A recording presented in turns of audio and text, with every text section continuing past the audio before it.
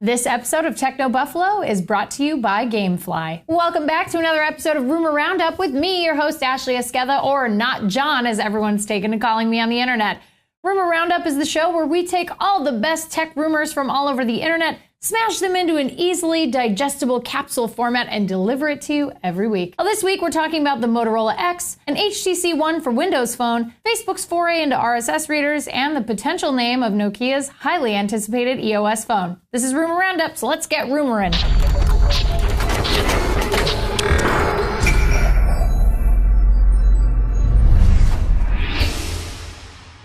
Facebook is reportedly looking to fill the gaping RSS hole Google Reader will leave when it shuts down on July 1st. How? Well, word on the street is Facebook's developing a mobile RSS reader that's reminiscent of Flipboard. The project is known as just Reader, and it seems that after the relative flop of Facebook Home and the HTC First, this is another attempt by Mark Zuckerberg to have access to whatever information hits your smartphone. He's allegedly watching the project closely and providing feedback to the Reader team, but at the end of the day, it'll be up to you, the users, to adopt additional apps for the massive social network. He'll have some serious competition, though, as sites like Dig, AOL, and even smaller startups like Feedly are scrambling to snap up disenfranchised Google Reader users. So good luck, Zuck. The HTC One has proven to be a wildly successful Android flagship, and now reports are coming in suggesting HTC is developing a clone of the one that runs Windows Phone 8. It won't be an exact copy, but the sister one would sport the same aluminum body, Beats audio, and a display between 4 and 5 inches. We'd hopefully see a 4.7 or 5-inch display, mostly based on rumors that this phone would have Microsoft's GDR3 update on board, which enables support for quad-core processors and 5-inch 1080p screens. It would also make a lot of sense for HTC, who could use a little OEM partner cash, and obviously Microsoft would benefit via another beautifully designed device for Windows Phone 8. We got another peek of the Motorola X, the device Google was reportedly working on alongside Motorola Mobility this week. It seems to be a phone headed for the Sprint network, so it's possible it could bear the Photon branding we've seen from Motorola devices on that carrier.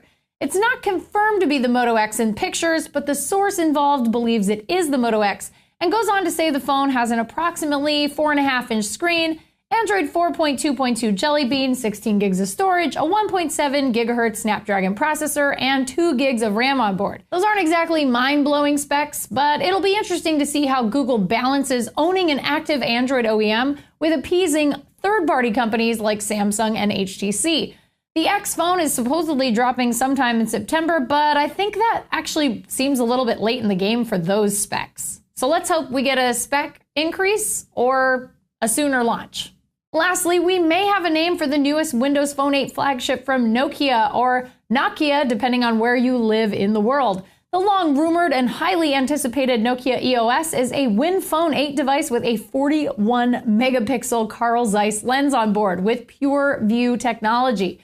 We'll almost definitely see the final product on July 11th at Nokia's event, but this week the official name for the device may have leaked. Infamous mobile leaker @EVLeaks on Twitter claims that the Nokia EOS will officially be the Nokia Lumia 1020. It makes the most sense considering the Lumia 920 was the last flagship Lumia, but we're still going to cross all of our fingers and toes and hope this isn't just another AT&T exclusive here in the US at launch, because the wait for the Lumia 928 on Verizon and T-Mobile's 925 was way too long.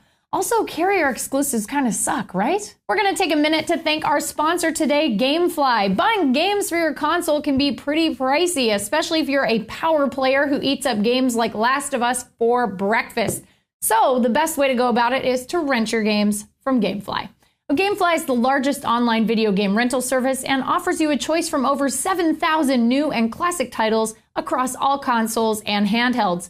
They've got games for PS3, Vita, Xbox 360, Wii U, Wii, 3DS, DS, and more. You can even go old school and rent some GameCube or PS2 games. With plans starting at $15.95 a month, Gamefly members can rent 1 to 4 games at a time and keep them for as long as they like.